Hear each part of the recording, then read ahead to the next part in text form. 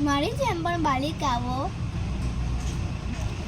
5 દિવસ ભૂખ્યા રહીને ગૌરી વ્રત કરતા હોય છે.